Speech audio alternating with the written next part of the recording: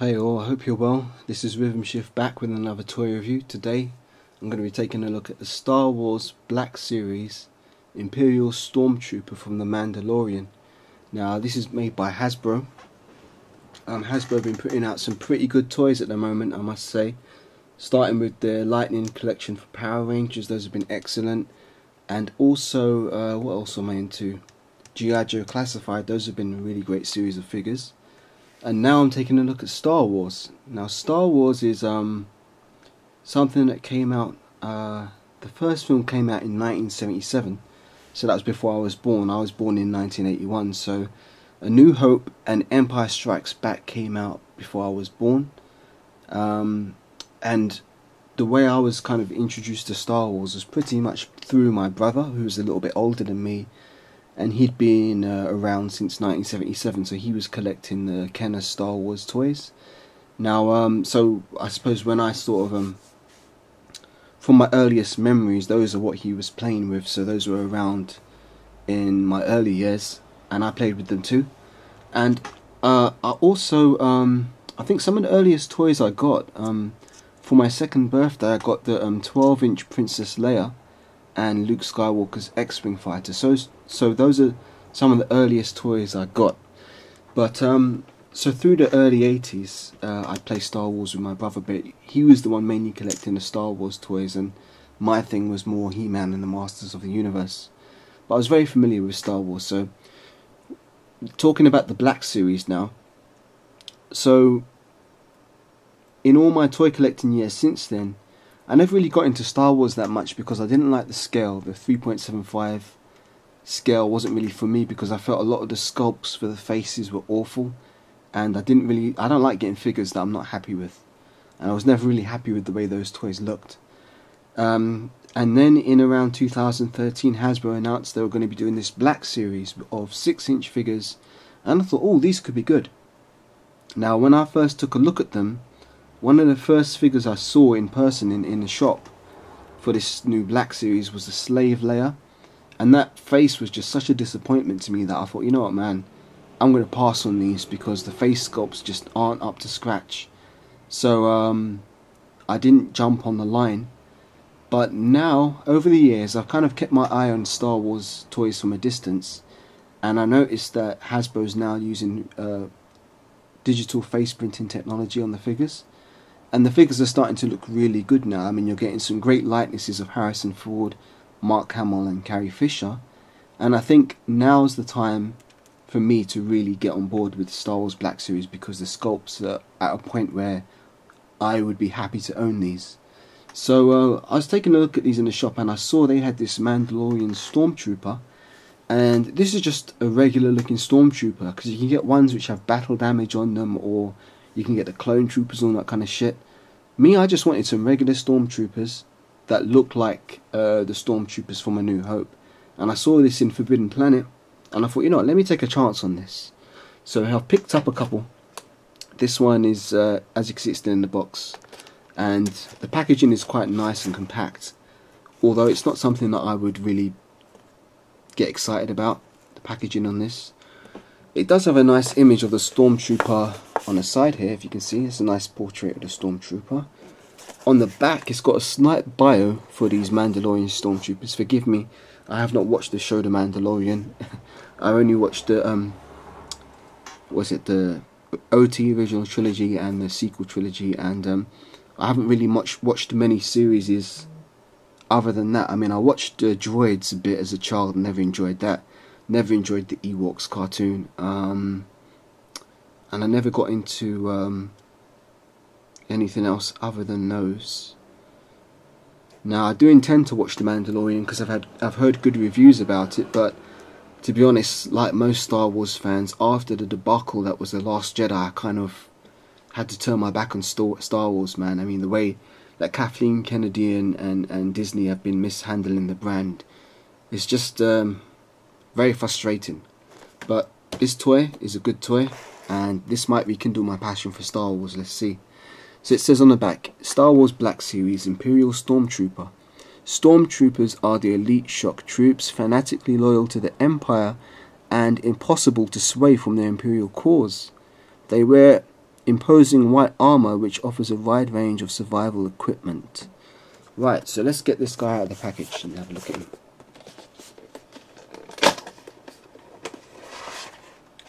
So outside of the package he comes in this clear plastic clamshell, which is pretty cool. It keeps the figure safe and protected during transport, and the accessories don't fall around in there, which is nice. And also, if you do take this figure out and play with him a bit and you want to put him back in the packaging, it's very easy to do. So it's a two-part clamshell like that, and here's the figure inside. He doesn't really come with much in terms of accessories. All he comes with is the blaster. I'm not sure what this is called. I think it might be an E5 blaster, if I'm not mistaken. My Star Wars lore is a bit rusty. But here he is out the package, and let me get the gun out. There you go. So out of the package he looks pretty damn cool. Pretty damn cool. Right, let me just get him a stand.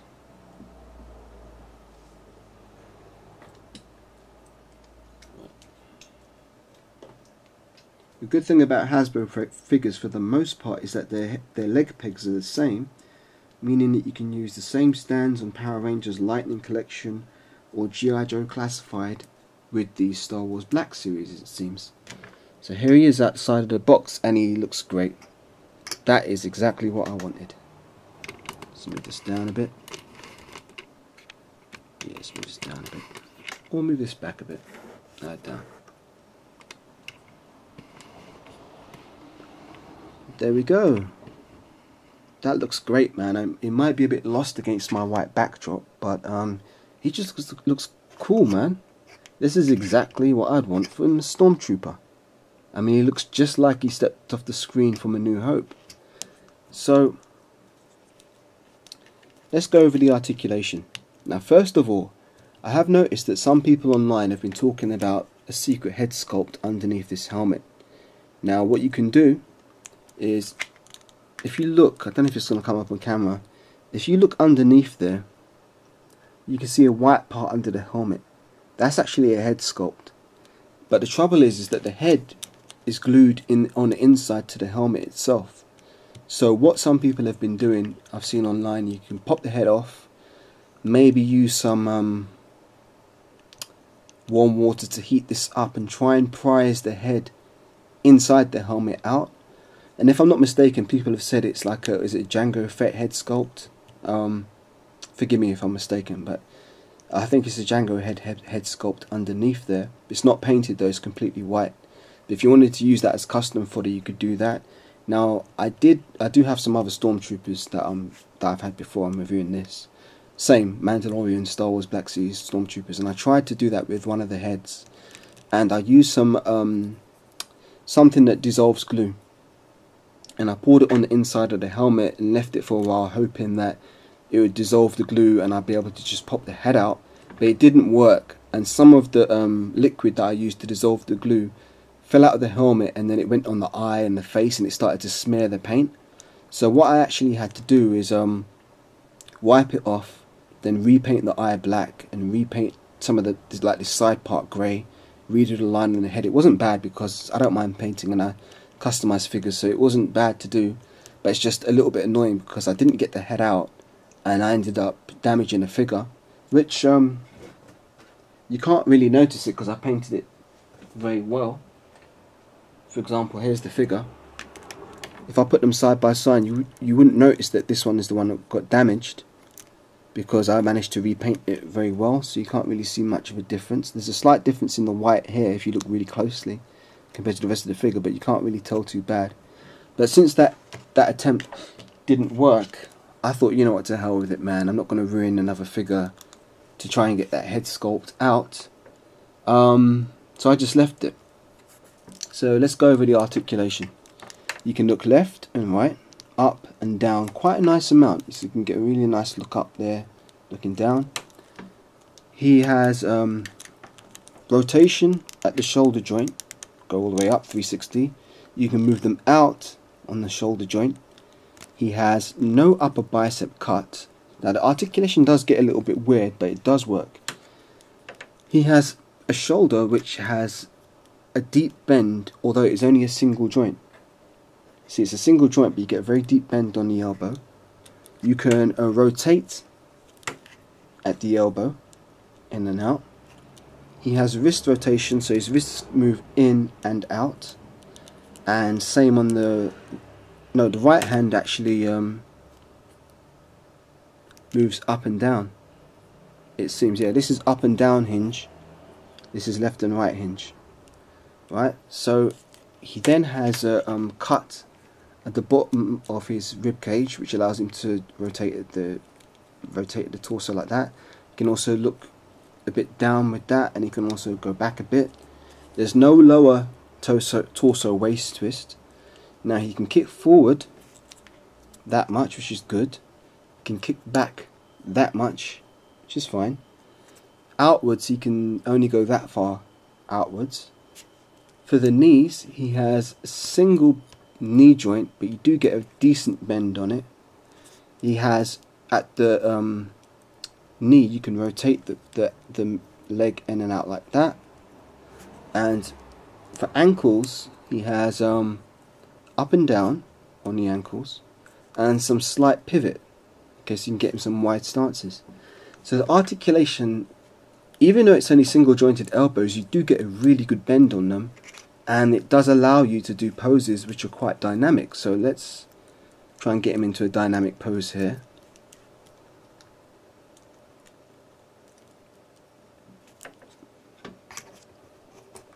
Yeah, and he holds that quite well.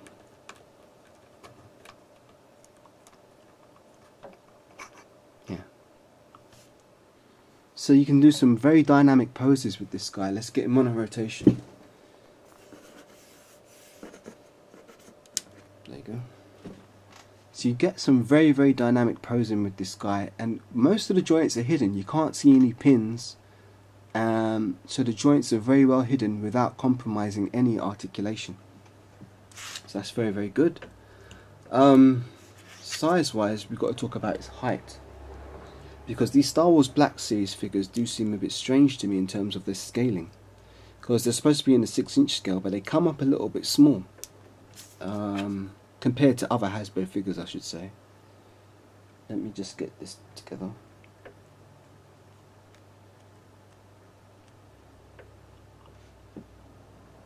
Right, so yeah, we've got this figure standing up. So let's use this figure, same figure, but I'm just gonna move this guy here, turn this off. So standing up, height wise, standing straight up, this figure stands at yeah, around the 6-inch mark, about 6, and maybe actually let me put it to here. No, literally it's just slightly above 6 inches tall, right? Now you think, okay, that's fine, he'll fit in scale with other 6-inch figures. Well, no, unfortunately, no. Let's get the Baroness from G.I. Joe Classified here. Now the Baroness, who's a lady, stands exactly the same height as the Imperial Stormtrooper, and that's a female character, okay? So how would a male character scale comparative to a Black Series Stormtrooper? Well, if we get a Cobra Trooper here, if I put him in the mix, you'll see that he stands quite a bit taller than the Black Series Stormtrooper. It probably doesn't look too bad on the camera because the camera is actually slightly low. But let me let the tail of the tape do the talking.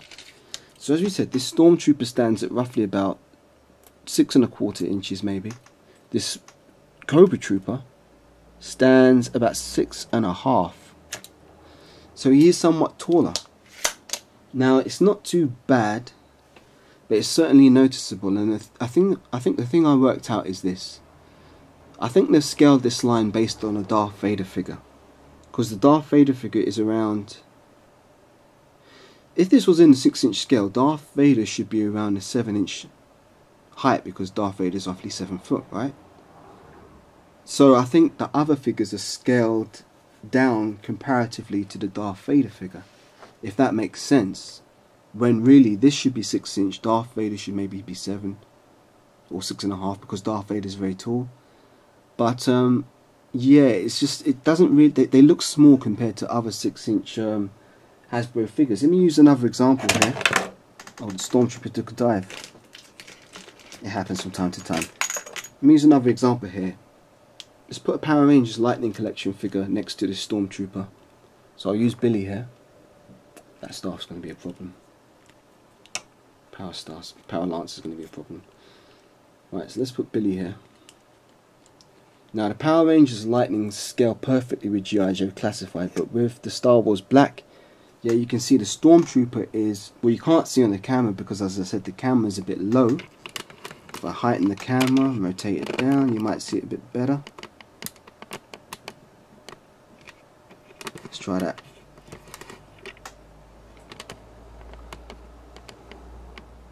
Might be able to see it a bit better here, but either way, the tape will do the talking. So Billy stands at 6.5, coming up to 6.5. Stormtrooper is much smaller. Well, not much smaller, but a fraction smaller. So it does make the Stormtroopers look a little bit less imposing. But let's do a comparison with an actual Star Wars figure. And I think it's when you get the Star Wars human characters you really see this size difference. But here's Luke Skywalker in his Bespin outfit. And Luke comes up very, very small. Let me put him in a regular stance and you'll see what I mean. Like, compared to the Baroness, he just looks small. And yeah, there we go. Let's get his lightsaber out of the way. So here's Luke Skywalker from the Black Series, and you can see he's quite small. Now I know Mark Hamill's not that tall overall, but the Baroness just towers over him, you know. So that's a bit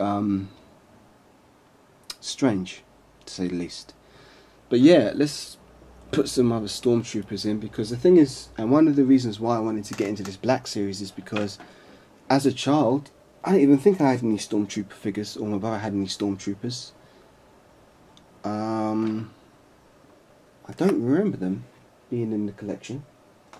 I mean, we had other characters, but a regular Stormtrooper I don't think was there. But if we put some the Stormtroopers, what I wanted to do is army build them, because again, as a child, that's not really something you could do too tough, because you couldn't, you know, buy your own toys very much as a child. So if you was going to get a new toy, oftentimes you want to get different character rather than just multiples of the same. So once you get a few of these Stormtroopers together, should have one more. Yeah, so once you get a lot of these Stormtroopers together, it really starts to look like a proper scene from Star Wars, you know. So I've got one more here.